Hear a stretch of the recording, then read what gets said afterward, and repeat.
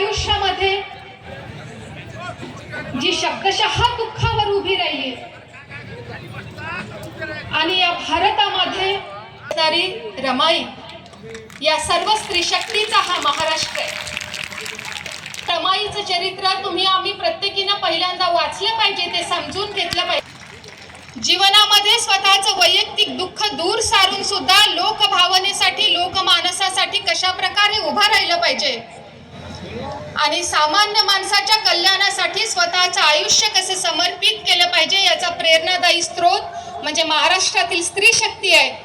आणि या तमाम स्त्री शक्तीला आणि या महाराष्ट्रातील सर्व महामानवांना आणि संतांना विनम्र अभिवादन करते. भारतीय घटना ही जगाच्या व्यासपीठावर अत्यंत आदर्शभूत अशी घटना आहे, कारण भारतीय विचार परंपरेचा प्रेरणा आणि आदर्श घेत ही घटना निर्माण झाली आहे. त्या डॉक्टर आंबेडकरी चळवळीला आणि आंबेडकरांच्या या सर्व विचारांना आपल्या आयुष्यामध्ये प्रेरणा मानून, महत्वाचं मानून ज्या आमच्या कडूबाई अत्यंत ताकदीनं गायलं आपण पाहिलं. हे गायन फक्त गर्दीसाठी, पैशासाठी नाही, जीव ओतणं म्हणजे काय असतं याचं उदाहरण म्हणजे या कडूबाई आहे. येणारा पाहुणा सुद्धा कडू आहे. मला आश्चर्य होतं की आडनाव कडू आहे मला माहित आहे, पण नाव कसं काय कडू आहे हो तुमचं. पण बच्चू कडू जसा कडू असून तुमच्यासाठी गोड आहे, तसा कडूबाई सुद्धा नावानं कडू आहे, पण तिच्या कार्यानं आणि आवाजानं अतिशय गोड आहे.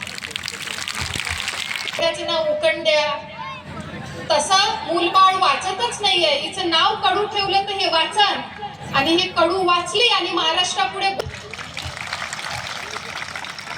या अचलपूर मध्ये पुन्हा या विधानसभेच्या निवडणुकीसाठी तुमच्या समोर उभे आहे.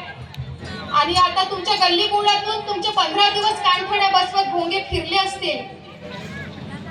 दाबा 5 नंबरचं बटन आणि मग तुम्हाला बच्चू भाऊ भेटन. तर 5 नंबरचं बटन दाबल्यावरच बच्चू भाऊ भेटते असं काही नाही, तो 5 वर्ष भेटतच आले आहे तुम्हाला. आमच्या एका आजीनं म्हटलं, मी परतवाड्यातून एका सभेतून आली, ती बाई म्हणे का त्या भोंग्यानं काही आमच्या कानफड्या बसवल्या नाही. आजी हे तुझे प्रेम आहे, आपला तो बाबू आणि दुसऱ्याचा ते दुसरा भोंगा आला म्हणजे मग आपल्याला वाटते काय लोक वाजवून राहिले.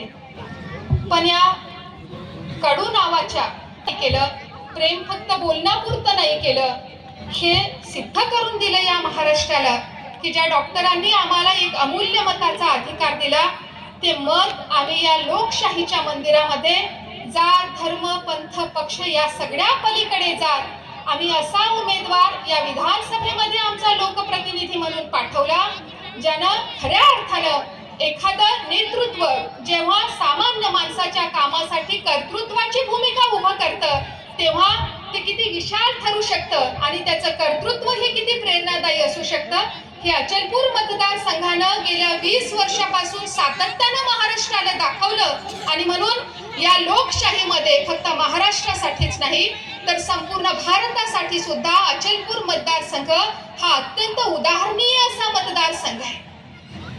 ये आमदार अब की बार वो आमदार. वो आमदार की म्हणजे काय भात काय का हो? का 4 लेकरं उभे आहेत तर सगळेले 2-2 चॉकलेट सारखे दिली पाहिजे. अब की बार तुम्हाला काही पाहिजे असेल तर 5 वर्ष तुम्ही ते सिद्ध केलं पाहिजे. तुम्ही सामान्य माणसाच्या सुखदुःखामध्ये त्याचे सोबती बनून राहिले पाहिजे. आणि ते बच्चू कडूंनी आणि त्यांच्या कार्यकर्त्यांनी मागच्या 25 ते 30 वर्षामध्ये 3 दशकांपासून या मातीमध्ये रुजवलं. काल आमच्या देऊरवाड्याच्या दीपक भाऊ नावाच्या कार्यकर्त्याचा फोन आला आणि मग त्यांनी सांगितलं की आमच्या गावामध्ये अर्जुन डांगे नावाचा एक माणूस आहे म्हणे, त्याच्या घरी मी गेलो आणि त्यानं गेल्याबरोबर सांगितलं म्हणे, हे पाय दीपक, आजपर्यंत बच्चू कडूला वोट मारला नाही, आताही मारणार नाही. मी म्हटलं म्हणे काका, मी वोट मागायला आलोच नाही तुमच्या घरी, तुमची तब्येत बरी नाही म्हणून मी फक्त विचारायला आलो. आणि मग काकाचा चेहरा बदलला. काकानं म्हटलं म्हणे खरी आहे गड्या गोष्ट, मला इतकी मोठी गाठ झाली आहे का मला काही उठता बसता येत नाहीये. गाठ पाहिली म्हणे, 1000 रुपये दिले का तुम्ही PDMC मध्ये पंजाबराव देशमुख हॉस्पिटल मध्ये अमरावतीला जा. काका गेले, तपासणी झाली, डॉक्टरनं ऑपरेशन सांगितलं.